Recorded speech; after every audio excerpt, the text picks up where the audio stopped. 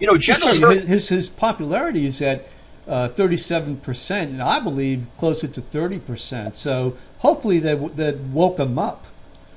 Let me tell you this. When I was insurance commissioner, some new, young, wet behind-the-ears kid with long hair who was the new secretary of the Department of Health named Bobby Jindal made an appointment to come see me. I didn't know who he was. And then somebody told me Mike Foster had gone ahead and made him this top appointee at 24 years old. I thought he had a great grasp of ideas.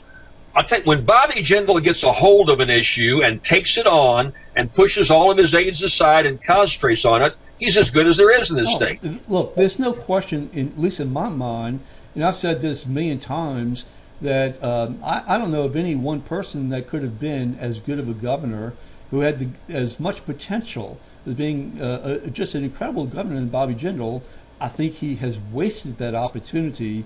Obviously, with his popularity just being below Governor Blanco's popularity as far as I'm concerned, that tells you a lot. Keep in mind, Blanco's popularity was at a time where we were just hit by Hurricane Katrina, and that nothing was working. Nothing in the state was working.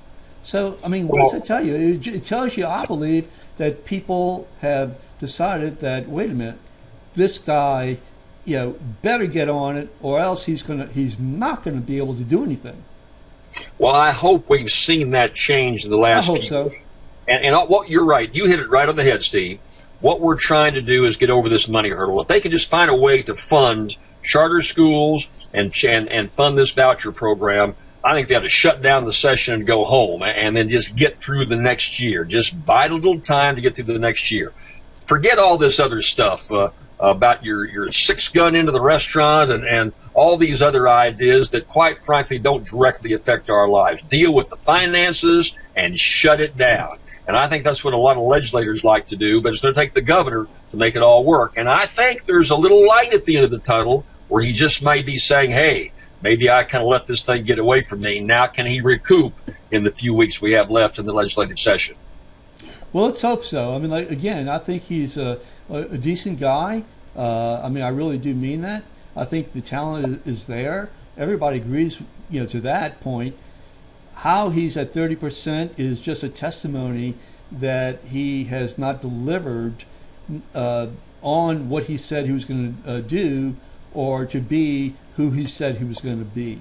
So, on the other hand, you got to recognize the time. If we go back to how we started this conversation about the frustrations of everyone I talked to about the political system, Barack Obama's popularity is plummeting. There's not a Republican out there with good marks of any kind. The only guy that's got good marks is Bill Clinton. He's the only guy that holds his popularity. So nobody's faring very well, although we've seen Jindal's erosion over the last 6 months to year as some of these issues have gotten away from him. So I hope he's going to reconsider, for example, the whole health issue. That's not come up in this session. So very little is happening. Get through the money problems is what I hear legislators saying they want to do. Shut it down, go back and regroup, and come back to fight another fight a better day.